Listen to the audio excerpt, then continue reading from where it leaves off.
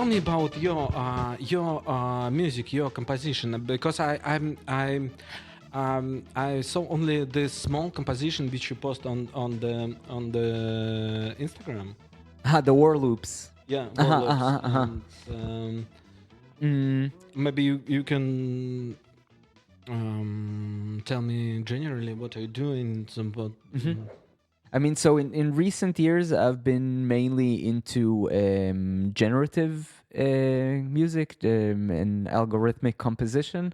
So like the basic idea is that I come up with an algorithm for generating music. I generate some music using this algorithm. I sort through it, see what's interesting, what's not interesting, and then use it as material. Yeah, sometimes the result is so interesting that I use it as its own thing. Sometimes I need to put some editing work into the process, but yeah, basically in recent years, because also I got more into programming and software development and code.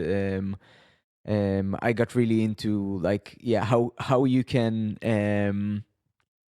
like mass produce music that is also interesting, not only because you have mass produced music, pop music, right? That is like everywhere, and it's like some of it is really interesting, but like a lot of it is not.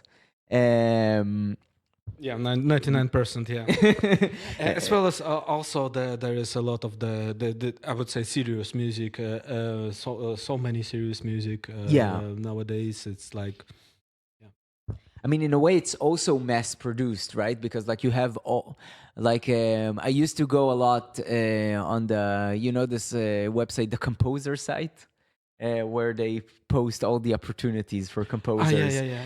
It's good. It's good. Yeah. So there are so many opportunities for like a string quartet or for a piece for violin and piano. And it's like, this is also mass produced music, right? Because like everyone wants to write music for this because there are so many opportunities for this. For these ensembles. So for me, it was interesting to explore this idea of like, how can you mass produce music? In a way, the war loops are also a part of this aesthetic, right? Because like I write really short loops. They weren't generated through an algorithm. They were basically the result of improvising by the piano. But you write like not a lot of music. You don't put like a lot of effort into the composition, but you get a lot of music out of it because it's played in loops. So you can get a 1 hour track of music from like 2 bars of of written music because like you play it once or twice and then put it in a loop. So it's like minimalism. In a way, yeah, it's like I would say it's inspired pattern. from like some minimalist aesthetics. Also, like there's another composer that I really like. Johannes Kreidler. Yeah. Yeah, he's also really into like the mass production of music. He has like a completely different approach. Like for him, it's also like the visual part is very important, right? He has these like visual pieces. Concept is important. Yeah. In music, actually, it's very difficult to make a concept art because it's not about the words. It's and concept is about the words. Yeah. And the John Cage or Alvin Lucier, they're very good example of the concept music. I guess. Yeah, for sure. The like with John Cage, it's really interesting because for him it was really, like about the I think from like reading his writings, it was really like about the concept itself, right? That like you have this like abstract concept, like the most famous is 433. Yeah. You have this like abstract concept that can yield so many musical results. I once did like a small research with a friend. We went on YouTube and we searched for different performances of 433. no performance is like the other. Yeah. They're so different. Musically, they're so different. And this is so interesting. Because this like brings to light like the way music actually works, right? Because as composers, we tend to think that the notes, the notation is the music, but it's not true, right? The real music is when you actually hear it, when the actual sound comes into your ears. That's when music is created, right? When it's written on a piece of paper, it's really nice, but it's not music. It's like a philosophical exercise. It's like something like mediator or the instruction to make Yes. music. Yeah. So Cage like really took it and broke it down to its bare essentials, right? It's like he said like this piece is four minutes and 33 seconds. It has 3 movements.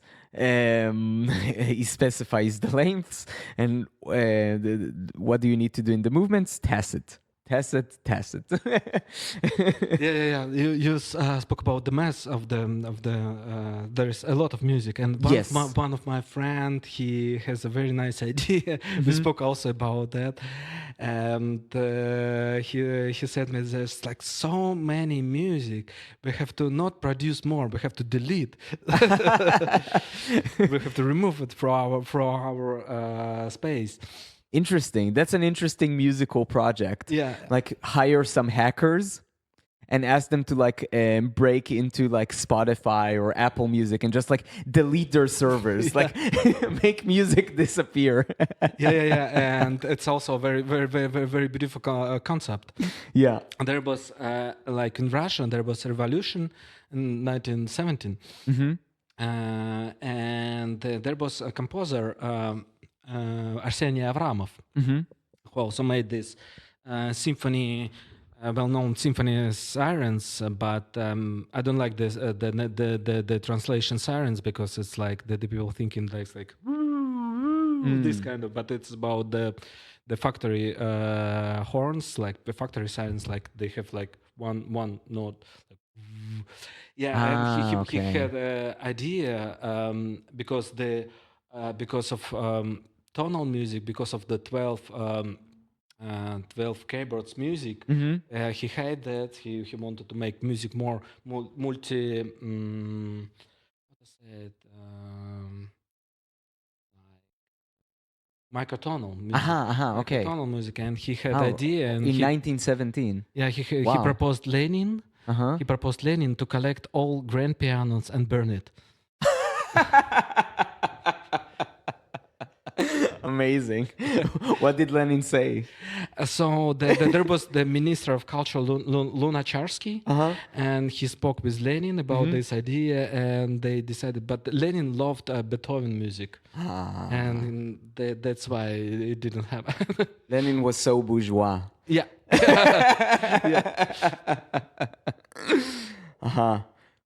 Shame.